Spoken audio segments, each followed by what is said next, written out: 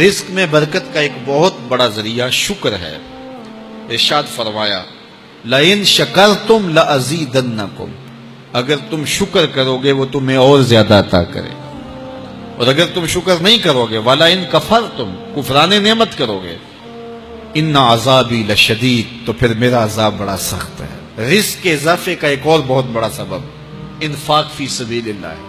اللہ فرماتا ہے جو تم خرچ کرتے ہو تو جو چیز تم نے نکال دی اس کی جگہ اللہ تمہیں اور عطا کر دیتا ہے۔ بعض کا ہمارا یہ ہوتا ہے کہ کوئی آدمی مالی بحران میں آ گیا تو وہ کرتا کیا ہے کہ جو راہ خدا میں دینے کا کھاتا تھا پہلے اسے کلوز کرتا ہے، یہ فلاں مدرسے کو دیتے ہو یہ بھی بند کر دو، یہ مسجد کو دیتے ہو یہ بھی بند کر دو، یہ فلاں غریب کو دیتے ہو یہ بھی بند کرو، حالات ٹائٹ ہو گئے۔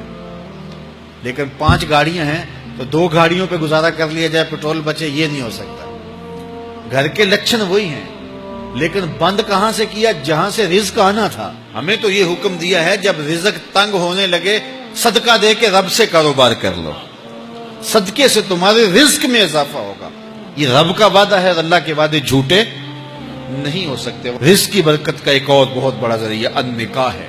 فرمایا اگر تم نکاح کرو گے تم فقیر ہو وہ تمہیں غنی کر دے گا۔ لوگ کہتے ہیں بچہ پیروں پہ کھڑا ہو لے تو پھر نکاح کریں گے، اللہ کہتا ہے تم نکاح کرو ہم پیروں پہ کھڑا کر دیں گے۔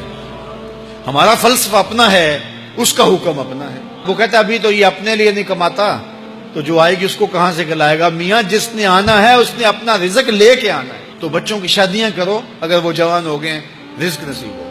اپنے اہل خانہ کو نماز کے حکم دینے سے رزق بڑھتا ہے، کیونکہ جو صبح کا وقت ہوتا ہے یہ رزق کے بٹنے کا وقت ہوتا ہے، اور جس گھر میں صبح کے وقت لوگ سوئے ہوئے ہوتے ہیں وہاں بے برکتیاں ہوتی ہیں۔ تو طلوع فجر سے لے کر کے طلوع آفتاب تک اپنی اولاد کو، بیوی کو، بچوں کو نہ سونے دیں۔ اس وقت رزق بٹنے کے لمحے ہوتے ہیں۔ کثیر دعائیں مانگیں، تلاوت کلام مجید پڑھیں، اور نماز فجر مرد حضرات مسجدوں میں جا کے باجماعت ادا کریں، اور گھروں میں جو ہے وہ بیٹیاں بہنیں مصلے بچھا لیں تو اللہ کی رحمتوں کا نزول ہوگا۔ اب ایک حدیث میں رزق کے اضافے کا ایک اور نسخہ ارشاد کیا گیا۔ میرے حضور نے فرمایا جو شخص یہ چاہتا ہے کہ اس کے رزق میں برکتیں ہو اور اس کی عمر میں اضافہ ہو تو وہ اپنے رشتہ داروں کے ساتھ سلوک اچھا کرے۔ رشتہ داروں کے ساتھ اگر اچھا سلوک کرو گے تو پھر تمہارے رزق میں برکت ہو۔ غریب ہیں تو ان کی مدد کرو، ان کی بیٹیوں کی شادیاں اپنے ذمے لے لو اگر اللہ نے آپ کو وسعت دی ہے، ان کی پریشانیاں بانٹ لو، ان کا قرضہ ہے تو اتارنے کی کوشش کرو، ان کو مشکلات سے نکالنے کی کوشش کرو۔ تم ان کو مشکلات سے نکالو گے اللہ تمہیں مشکلوں سے نکالے گا۔ تمہارے رزق میں بھی برکتیں ہوگی اور تمہارے مال میں بھی برکتیں ہوں۔ فرمایا بہتر صدقہ وہ ہے جو ناراض غریب رشتہ دار کو دیا جائے۔ اگر وہ پھنس گیا ہے، مجبور ہے، ناراض ہے، تو اس کو اگر دیں گے تمہارا نفس اس میں شامل نہیں ہوگا، تو یہ افضل صدقہ ہے جو ہر صورت میں قبول ہی قبول ہے۔ رزق کے اضافے کا ایک اور سبب الاحسان الی الضعفاء، جو کمزور لوگ ہیں ان کے ساتھ اس نے سلوک کرنا۔ الانفاق علی طلبۃ العلم، طالب علموں پہ خرچ کرنا، یہ بھی رزق میں اضافے کا سبب اور ذریعہ ہے۔ وہ حضرت بابا فرید نے کہا نا 6واں رکن دین کا روٹی ہے۔ گھر میں کچھ نہ ہو تو پھر نہ نماز اور نہ ہی دیگر امور کی لذت آتی ہے، تو یہ رزق فراواں اور وسیع اور مبارک نصیب کر دے اللہ۔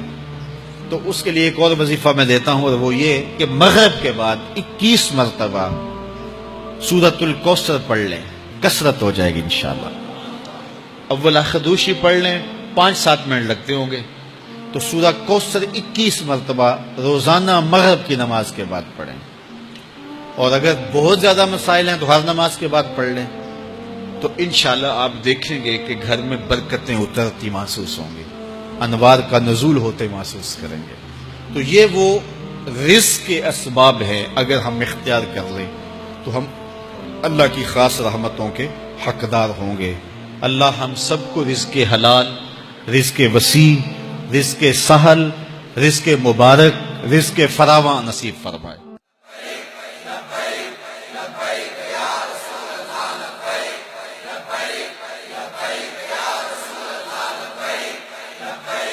لبیک یا رسول